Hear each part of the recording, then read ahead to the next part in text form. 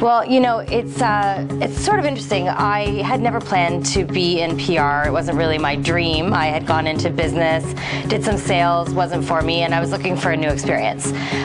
During that time, I met a gentleman named Malcolm Bernard, who is the president of Interplay Creative Media.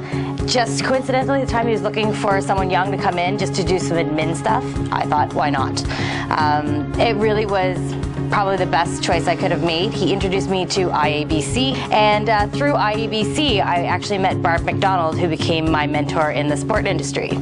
So if I want to wrap that into sports just quickly, I went to an IABC luncheon and Barb McDonald was the speaker, and much like I will today, she went up and she showed all of her uniforms and she talked about all the games she had been to, and she opened my eyes to the possibility of a sports PR career.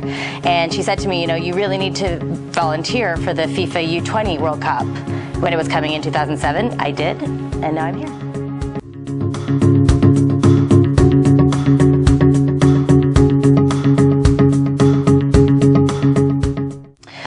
Well, the thing about sports PR is that it's not sports PR, it's sports communications.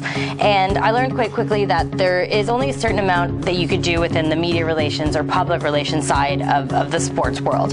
You have to branch out, you have to do operational communications, really strategic communications, internal, all the planning, all that comes together for a sports competition. If only we could have departments that would cover off all these various things. But communications really ties into everything that goes on in a competition. So certainly one of the challenges is you have to wear many hats at all the time, and you have to be able to work with all the different functional areas and understand what happens in stadiums and competition and all those different areas.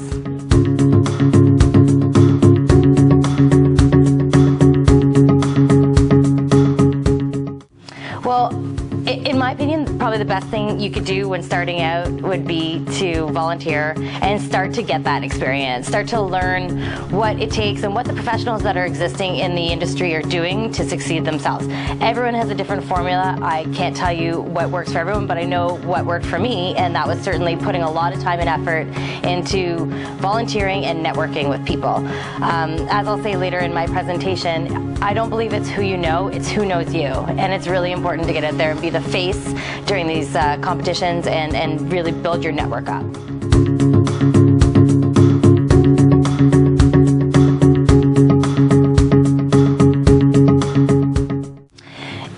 Specifically, I think the key is that we are here solely to serve the athletes and to present them with the best opportunity to succeed in their sport.